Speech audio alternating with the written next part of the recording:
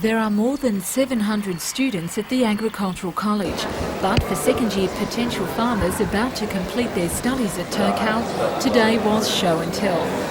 Visitors looked over the displays prepared by the students, which included major projects and assignments, as well as practical handicraft work like these leather pieces. The two-year course covers all aspects of farm management, including the breaking in of a cattle owner's best tool, his stock horse. All the horses are bred and reared on the college under the guiding eye and strong hands of the student trainers.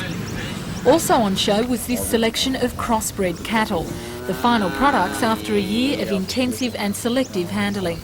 As part of their studies, the students are responsible for the caring and raising of the various breeds of beast. When fully grown, the stock is shown or sold off at auction.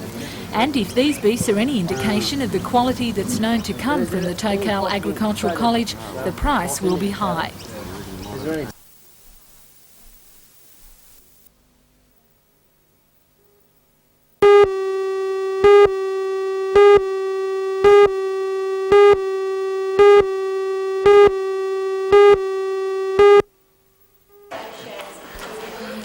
One of the favourite traditions of local shows is to display the local produce, and it's no different this year at the Dungog Pavilion.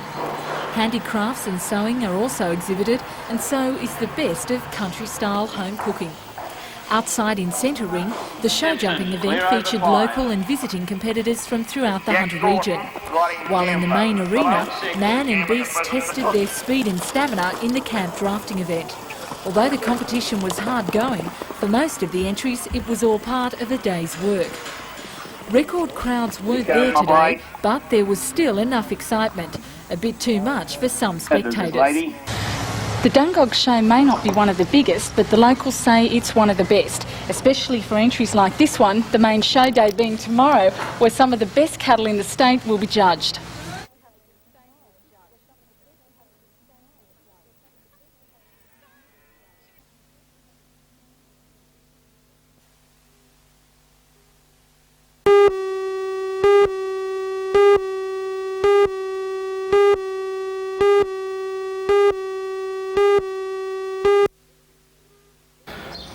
Becca was led into Wallsend Court this morning amid tight security. The courtroom was packed with family and close friends. Police prosecutor Sergeant Adamthwaite told presiding magistrate Meehan that in a signed record of interview, Becca told police that on Saturday, the 1st of November, at about 12:45 a.m, he'd been drinking with friends at the Toronto hotel.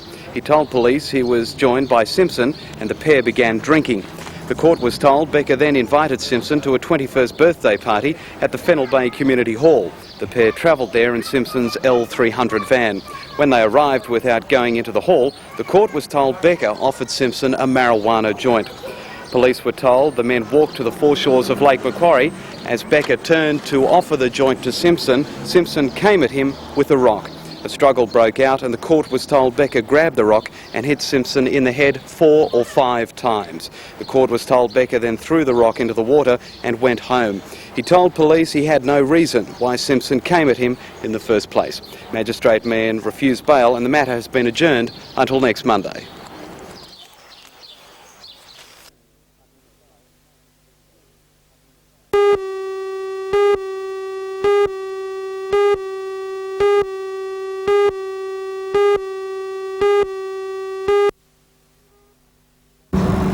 The body of the father of 3 was found on the foreshore of Lake Macquarie at Fennell Bay early on November the 1st.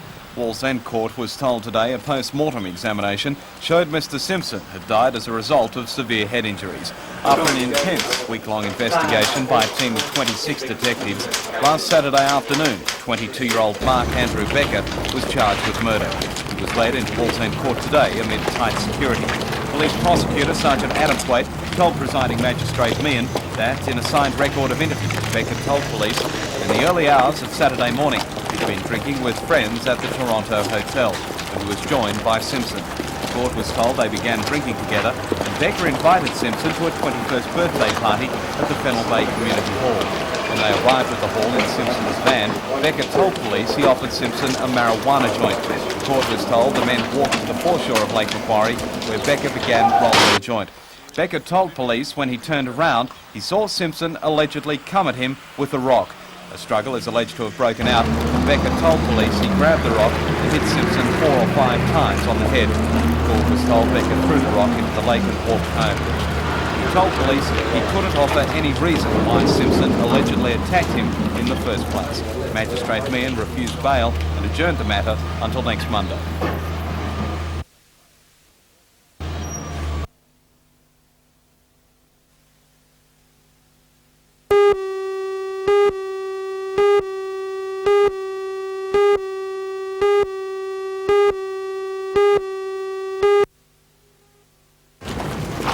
In tonight's news, a 22-year-old unemployed Toronto man appeared in Wallsend Court today, charged with the murder of 45-year-old Toronto accountant Peter Simpson. Mark Andrew Becker was arrested and charged last Saturday afternoon after an intense police investigation. He'll reappear in Wallsend Court next Monday.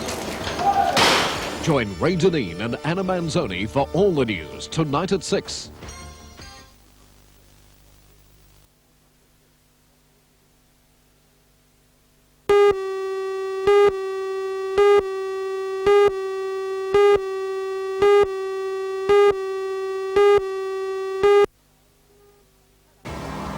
Hello, I'm Jane Button. Members of the New South Wales Nurses Association walked off the job here at Morisset Hospital in protest at staffing shortages today. The nurses are also out in support of their Sydney colleagues who are not satisfied with the terms and conditions of their 38-hour week. Join Ray Deneen and Anna Manzoni for all the news tonight at 6.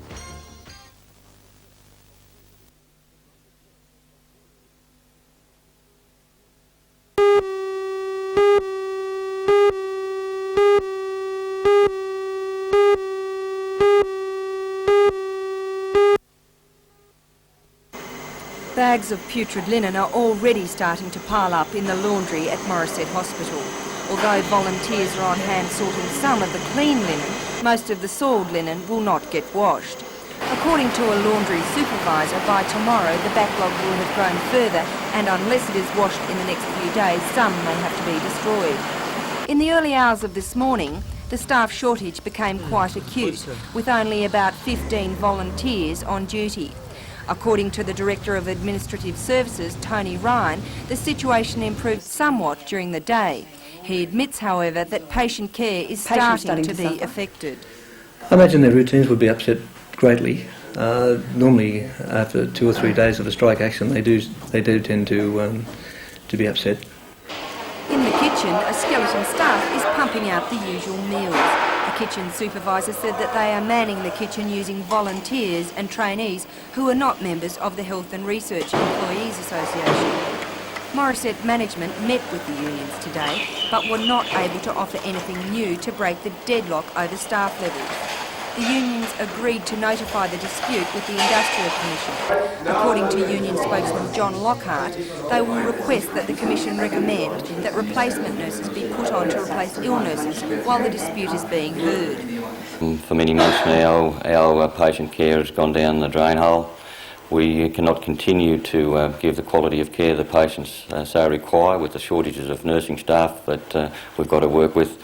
And our members have completely had it, and they just want the full staffing.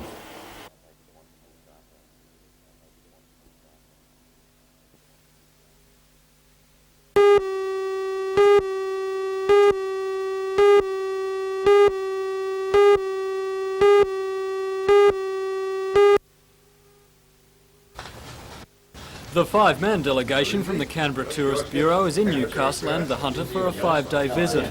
Their purpose is to promote the ACT as a destination for travellers from the Hunter and as well to steer more Canberra people towards this region. Earlier this week they met with many of this area's tourism officials and civic leaders to discuss their proposals and their hopes for greater tourism between the two cities. The group has also been discussing their ideas with tour operators, coach companies, schools and local clubs.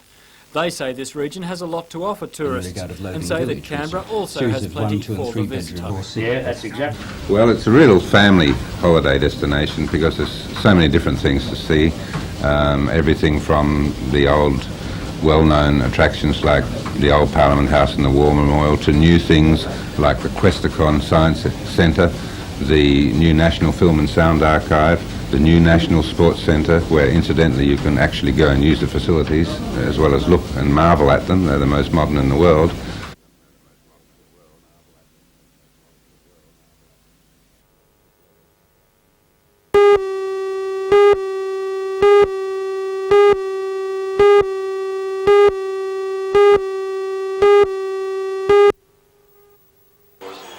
Graham Cassidy drove home hard to Newcastle businessmen gathered at the Tattersalls Club today that surfing is no longer a black sheep sport.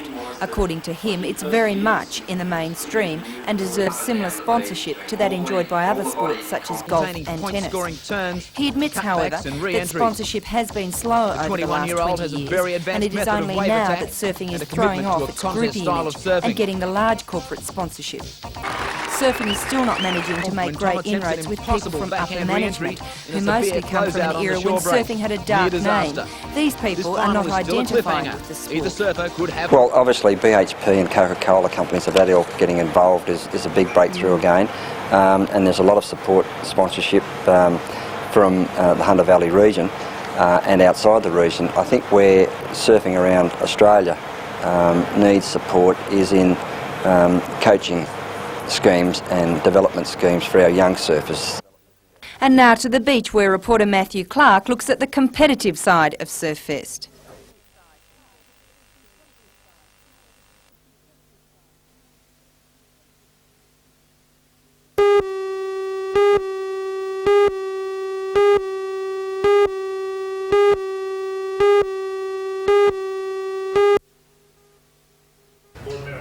The proposal to hold a seminar on the problems facing the CBD was contained in a minute from Lord Mayor John McNaughton. The Lord Mayor wanted the seminar to discuss ways to revitalise the area from Dairy Farmers Corner to the East End. His motion proposed that all property owners in the area be invited to the seminar to discuss the problems and plans for the future. The motion was amended by Liberal Alderman Ashley Saunders to include an invitation to property tenants, lessees and community groups.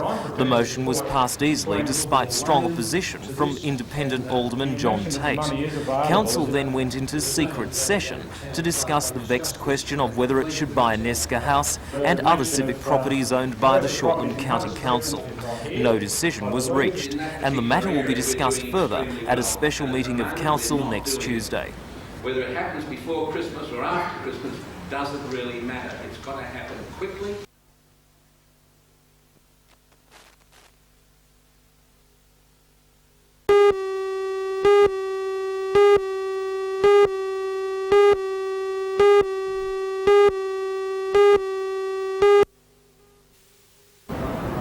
While the good clean surf this morning made for spectacular surfing, conditions on the beach weren't so good with a cool wind blowing. In the water at the moment, the women are showing their style. Earlier, round 2 of the men's trials was completed, with Australians dominating. Local surfers Nicky Wood, Luke Egan and Craig McMillan all surfed their way into this afternoon's round 3. Pierre Tosti of South Africa, who was knocked out in yesterday's lightning strike drama, was back surfing today and also made it through to this afternoon's round.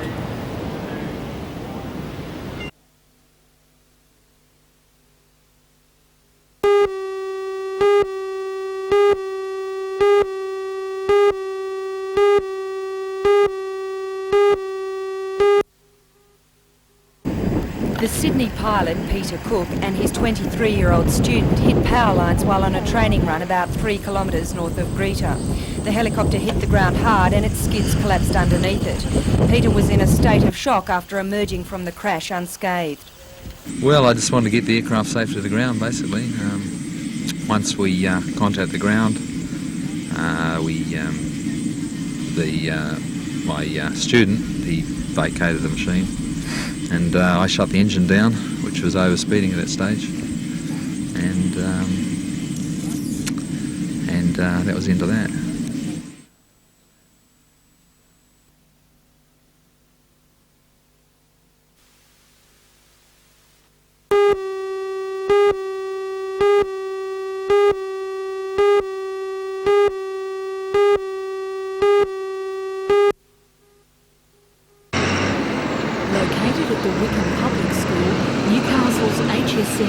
Centre is now in operation.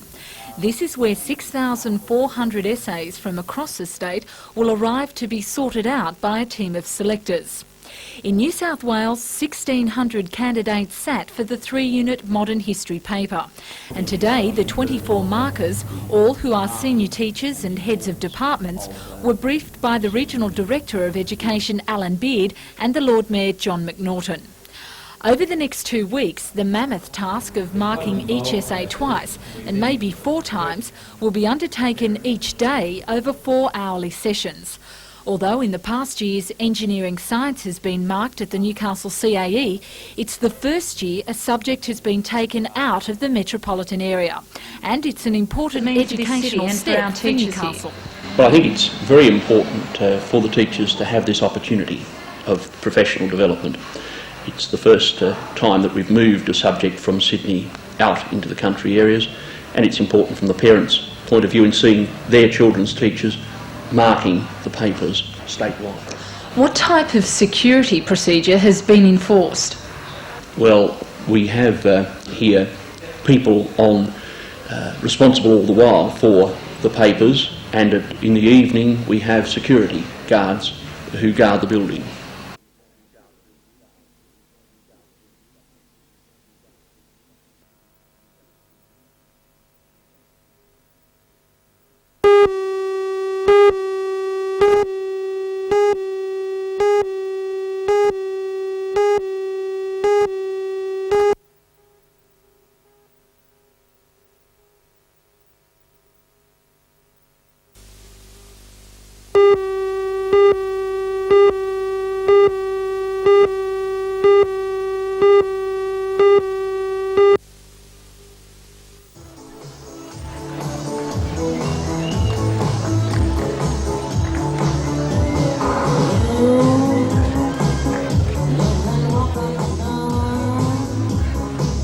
The organisers, the judges and especially the models, the night was the culmination of 6 months of hard work. 20 finalists, including 6 men, hit the catwalk for the chance to become top model for Telethon. The contest was devised by former top Newcastle model Katie Bottrell, who now runs her own modelling school. It was Katie who convinced one of Australia's top model agencies, Chadwick's of Sydney, to provide the major prize for the winner, a 12-month national modelling contract and portfolio. While the judges were deciding which model would win a place in the national spotlight, the crowds were enjoying top-line entertainment. The ladies were scintillating, but the biggest cheers were reserved for the men.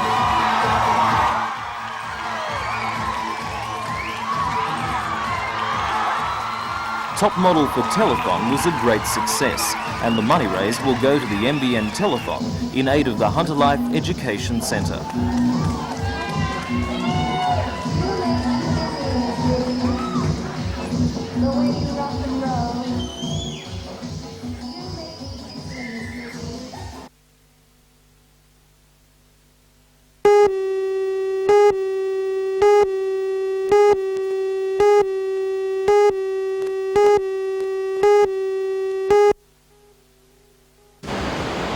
Hello, I'm Matthew Clark. Well, it's happened again. Like last year, violent weather has caused changes at Surfest. Today's heats have been moved from Newcastle Beach to Nobbies due to a massive surf, but at least now we're short of a big surf for this weekend's final.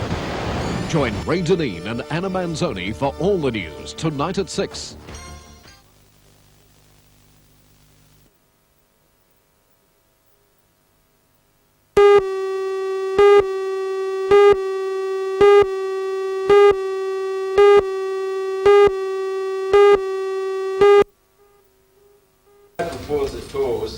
Joseph Adamov represents a human face of Russia that we rarely see, witty, charming and urbane. He is perhaps the Soviet Union's best unofficial ambassador. For the last 44 years, Mr. Adamov has been a Radio Moscow broadcaster, and his program is now beamed around the world. Despite this, he is not an official mouthpiece for the Soviet government. Mr Adamov is not a member of the Communist Party and has been known to disagree with the official party view. On the subject of the recent Reykjavik Peace Summit, however, Mr Adamov appeared to push the Soviet line. He said the Soviets were prepared to agree to virtually any concession to bring about nuclear disarmament. The one thing the Soviets would not agree to was President Reagan's Star Wars program. He said that Star Wars was not merely a defensive system, but a system of attack. He said the Russians, meanwhile, genuinely want peace. We want to disarm and not to arm with more sophisticated weapons. That was what stopped Reykjavik. And until, well, we believe that they got to sooner or later, some forces in the United States, be it the public, be it another party, we don't know what, but it's in their interest no less than it is in ours. Because there can be, I'm repeating myself, no winner in an arms race. We're all astronauts aboard one great spaceship called Mother Earth, and you can't get off it. We've got to share it, or either perish.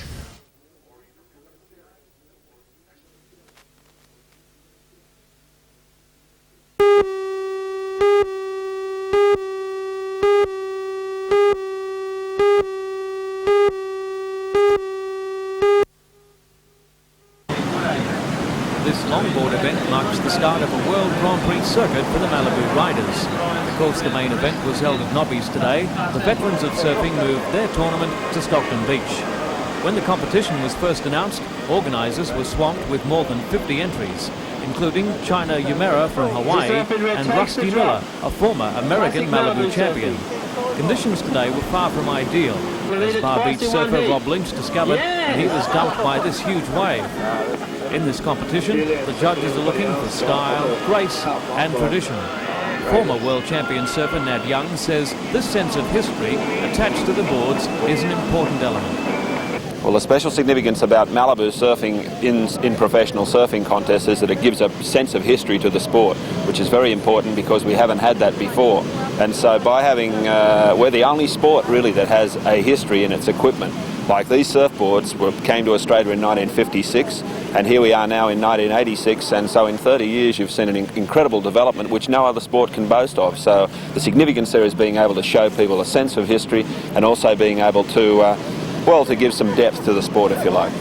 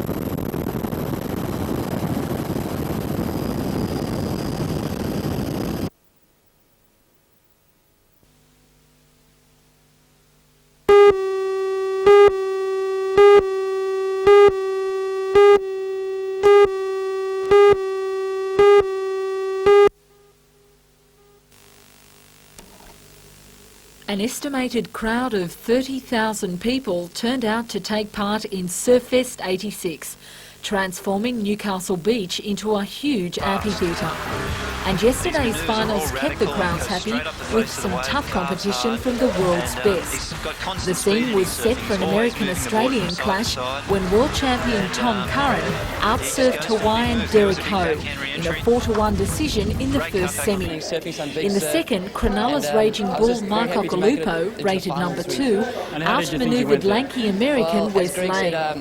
With the southerly buster to contend with, Okulupo and Curran hit the waves. But in a tight 4-1 decision, the Australian champ snatched his second win for the year and $10,000. In the women's competition, Florida's Frida Zamba surfed home in the Shockwave Women's Classic, along with Wollongong's Terry Woodowith taking out the Coke Surf Trials, while surfing legend Nat Young retained his crown as King of the Malibus. The Westpac rescue helicopter kept a watchful eye over the weekend's activities. In appreciation, commentator Roy Norris from the Australian Professional Surfing Association donated his fee of $500 to help keep the service in the air.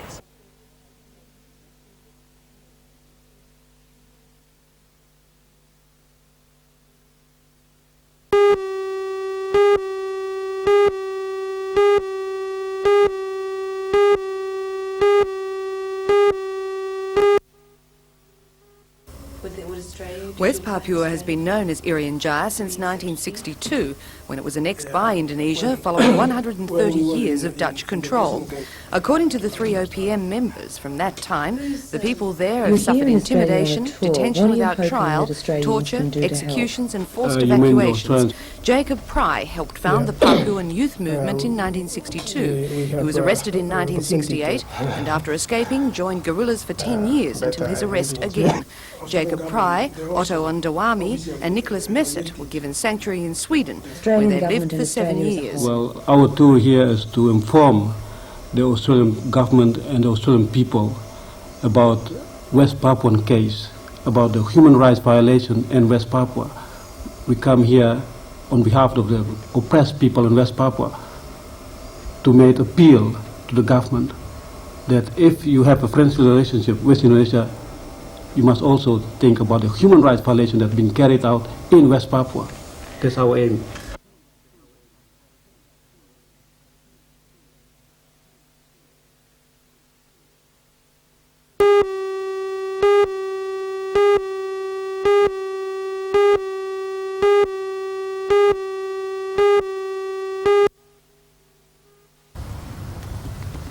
Mount Sugarloaf is the area's largest landmark.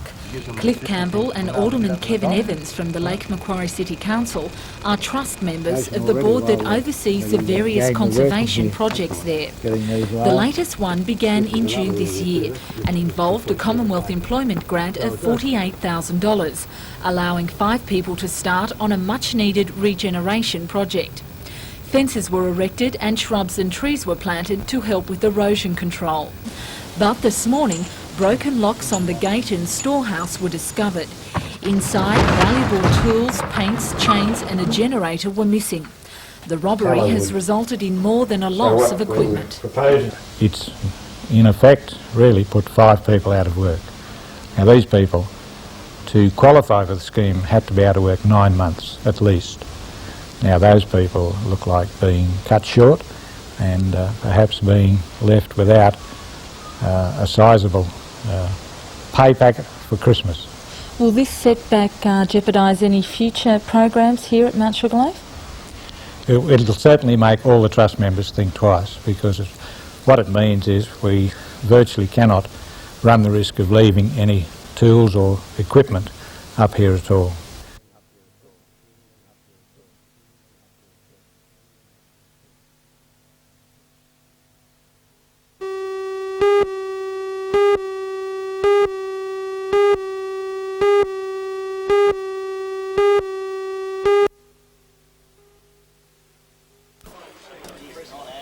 Ambulance officers from throughout the Hunter region honoured 3 of their colleagues at a special retiring ceremony. Between the careers of Max Noble, Ray Payne and Andrew Brennan lies more than 90 years of service in one of the community's most valuable and reliable emergency teams. But last night the 3 officers said farewell as they received further recognition for their awards already given for long service and good conduct. The National Medal was introduced in the Whitlam era to highlight the commitment given to an occupation over the years. And for 8 other ambulance officers, their first 15 years were recognised as they were presented with the prestigious award.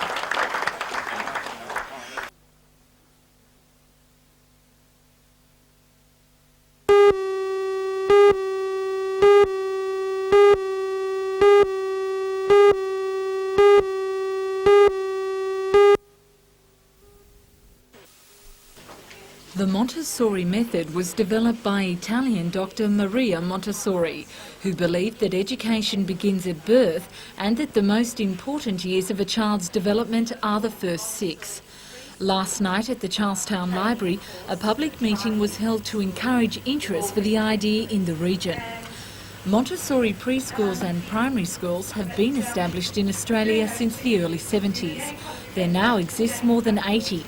They offer a different approach to early education, with the major importance centred around the classroom environment. Well, it's based on the individual development of each child, allowing a child to develop fully in a prepared environment.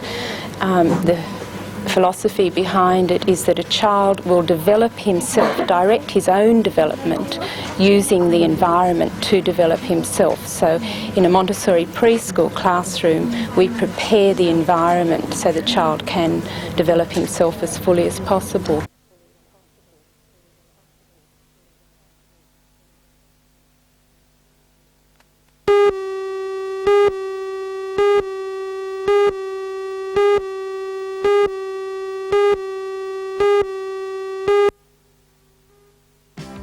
In tonight's news, the Newcastle Wave Ski Company, Dart Australia, wins the Businessman's Club Award for 1986. The award is in recognition of the company's achievements both within Australia and overseas, manufacturing and marketing their product.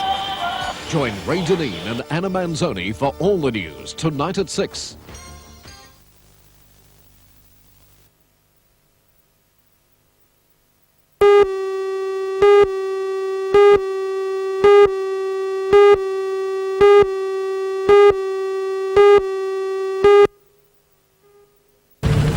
Police say the driver of a Sigma station wagon fell asleep at the wheel on the Sydney to Newcastle Expressway shortly before 2 o'clock this afternoon. The car crossed onto the incorrect side of the road and collided head-on with a Barina sedan carrying 3 people.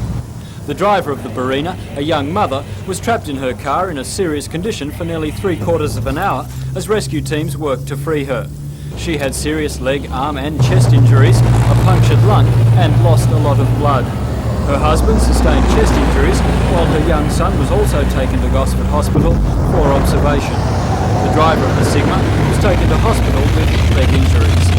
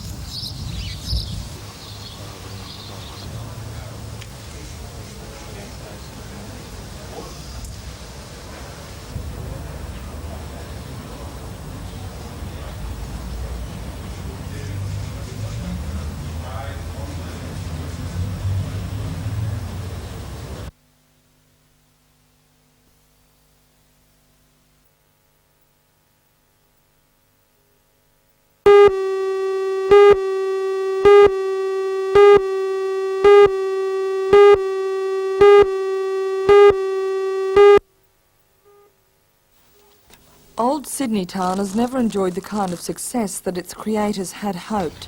It's had a series of owners, from the Whitlam government to the Fraser administration to its current landlords, the state government and Westpac. According to Tourism Minister Mike Cleary, the theme park has cost the taxpayers $6 million since 1976. But now, after those dark years, there appears to be a light at the end of the tunnel. The glimmer of hope is Dick Chu, the principal of Far East Hotels and Entertainment, which owns 25 hotels and amusement parks around the world. As well as the $100,000 rental for the first year, Mr Cleary says Mr Chu plans to spend millions of dollars in the first few years. Guided by the solicitors, and the agreement has been made that he will invest $2 or $3 million immediately into the actual historical park, that's Old Sydney Town. He'll invest up to $15 million over a 6-year period into a theme park, which will be a Sesame Street style theme park, and then up to 15 years he has to develop his $60 million hotel, 200-room hotel. And he's hot to trot. I visited him on the way back from Japan only 10 days ago, and he's very excited and he's pushing his solicitors.